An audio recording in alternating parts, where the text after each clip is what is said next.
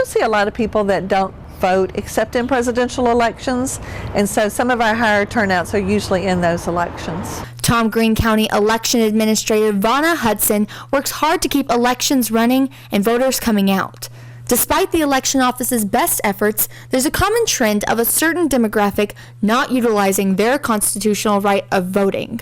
Got to have youth start being more interested in the whole process so that we can continue to have the right to vote and the opportunity to vote and have people that are working the polls. The numbers back her up. In 2012's November election, 0% of voters were exactly the age of 18. Less than 4% were 19 to 29, while almost 44% were 65 and older. It's important to note that this was a presidential election, so the numbers would have showed the highest voter turnout than other elections. One popular reason people don't vote is because they say it's useless. I don't think one vote will change an election, and if looking at it that way, your vote doesn't matter, right? But when you get a bunch of people to go out and vote, that's when things will change. And in that case, your vote does matter. I definitely feel like every vote counts. I feel like everyone's opinion really matters, especially in the eyes of their representatives and in their city and town. Each vote counts, and each vote can make a difference in the way something's going to go. Every vote counted in the 2018 general election regarding San Angelo ISD's Proposition A about campus updates. By the end of Election Day, it was winning by 2 votes.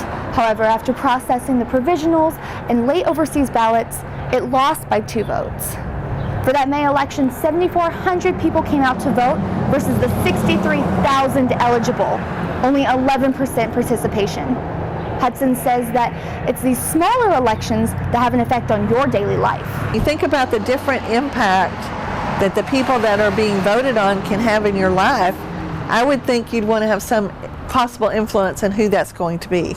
An example she mentioned is with City Council. They make decisions about smoking in public areas, how many garage sales you can have, and if there will be a curfew for children. If more people voted, our elections and government would look very different than it does now. That all comes down to representation. The more that get involved and the more that participate, the better the voices are, because you're hearing from more people and more representation. This is exercising our right.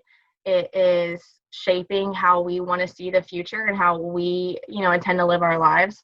So I think taking the initiative to really learn about these issues and to educate themselves and learn about how they feel. It seems like it's getting harder to vote for something. These days, you're going to vote against something, and that needs to change.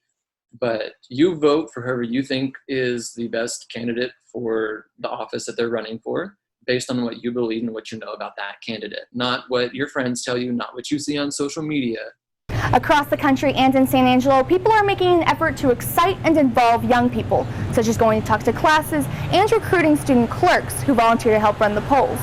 Only time will tell if the July and November elections bring out more young people or if it will be the same group. For Fox West Texas, I'm Sydney Timmer.